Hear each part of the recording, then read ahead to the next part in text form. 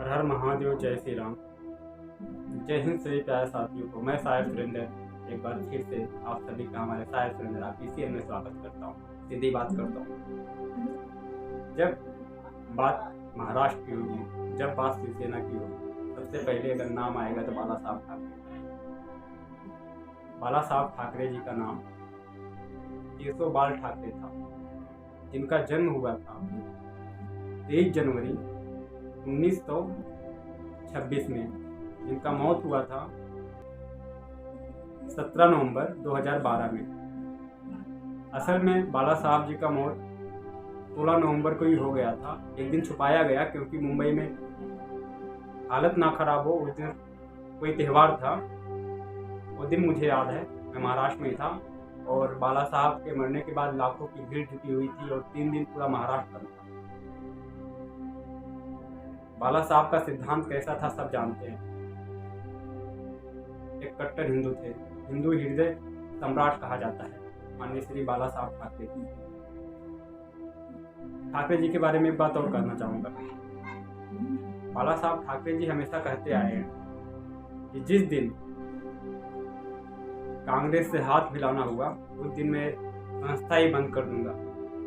शिवसेना एक संस्था है जो बिना सत्ता में रहे पूरे मुंबई पे राज करता था और सत्ता के लालच में शायद मुझे लगता है कि माननीय श्री उदय ठाकरे जी ने बहुत बड़ी गलती की है। ठीक है, बात आगे बढ़ाता हूँ। शुरुआत करता हूँ 2019 में सबसे पहले यहाँ पे लोकसभा का चुनाव हुआ।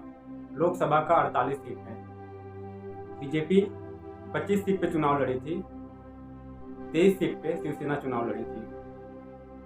बीजेपी 25 सीट में 23 सीट जीता था और शिवसेना 23 में 18 सीट जीती थी। वहां तक सब कुछ ठीक ठाक था। उसके बाद में चुनाव आता है विधानसभा का। विधानसभा का 288 सीट है महाराष्ट्र में, जिसमें से बीजेपी 105 सीट जीतती है और शिवसेना 56 सीट। चुनाव लड़ा गया विधानसभा का।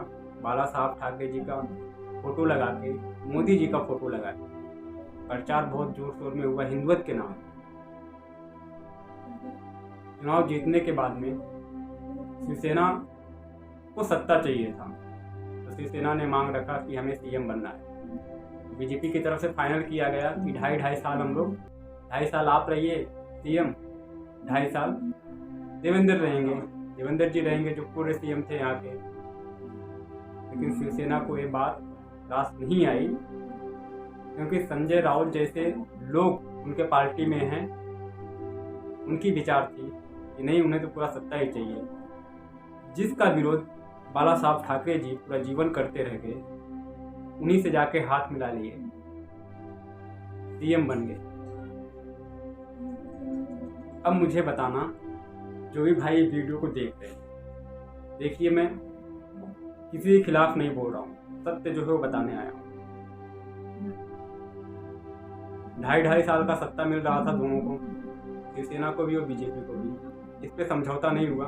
बाला साहब जिसका विरोध करते रह गए, उन्हीं से जाके हाथ मिला लिए। वो तो कांग्रेस पार्टी जो है हिंदू विचारधारा के खिलाफ है। राम मंदिर के खिलाफ में 25 वकील खड़ा करके रखा था, सब जानते हैं।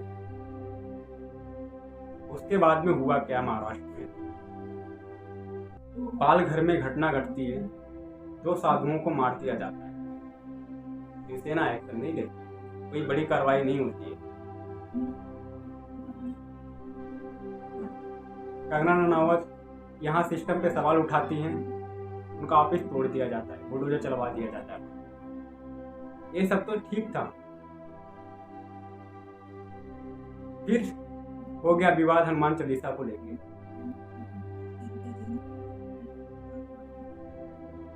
नवनीत राणा हनुमान चालीसा का पाठ करने के लिए बोलती है मातोश्री, जो बाला साहब जी का निवास था, वहां पे हनुमान चालीसा बाहर पढ़ने को बोलती हूँ। उदय ठाकरे जी क्या करते हैं, देशद्रोही का केस उन पे चला देते हैं। उन्हें करना चाहिए था कि हाँ, ये एक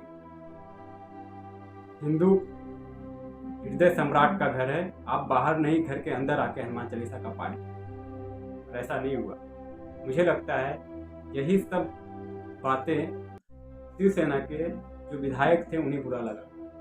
शायद मुझे लगता है कि यही सब बात होएगा कि उन्हें बुरा लगा हो, क्योंकि वो तो हिंदूवादी विचारधारा के लोग उनके खिलाफ भी लिए होंगे बातें, ऑब्जेक्शन लिए होंगे, बोले होंगे कि ऐसा कैसा शिवसेना है कि हनुमान चालीसा के पाठ को लेकर देशद्रोही का केस दर्ज कर रहा है। यही बातें हुआ होगा।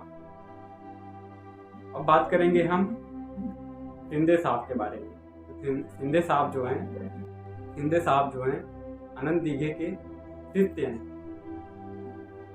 और अनंत दीघे कौन है ये विषय बताने जाऊंगा तो बहुत लंबा वीडियो हो जाएगा।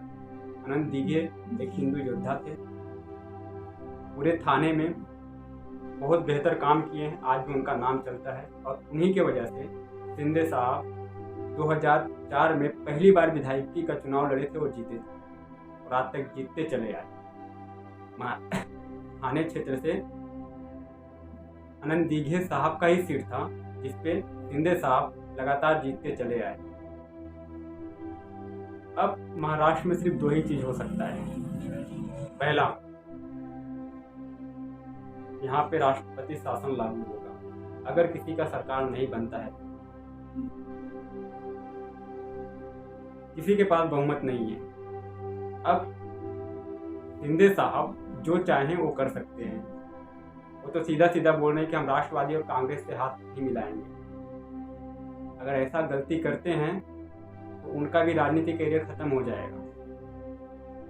और कोई भी संसद विधायक ये नहीं चाहेगा कि उसके राज्य में राष्ट्रपति शासन लागू हो, क्योंकि प्रशासन का चलेगा, उनका नहीं चलेगा।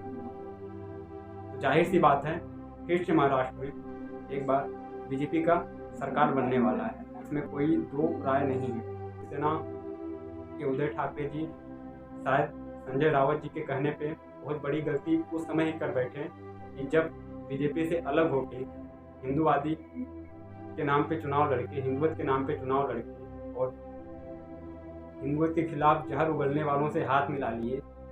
शायद इनके हाथ में वो पूरा पावर भी नहीं था, तब उनके कहने पे इन्हें भी चलना पड़ रहा था। इसलिए पाल घर पे कोई ऑब्जेक्शन नहीं लेते हैं और हनुमान चालीसा के पाठ को लेकर देशद्रोही का केस दर्ज करते हैं। शायद शिवसेना के पास भी पूरा पावर नहीं था और इन्हीं सब बातों को लेकर शिंदे अलग हुए हैं, शिंदे साहब अलग हुए हैं। अगर मैं भी शिवसेना का विधायक होता, हम भी बाला साहब के सिद्धांतों से समझौता नहीं करते, तो शायद ऐसे जो आज मुंबई के विधायक बागी हुए हैं, तो शायद सोच उनका ऐसा ही होगा।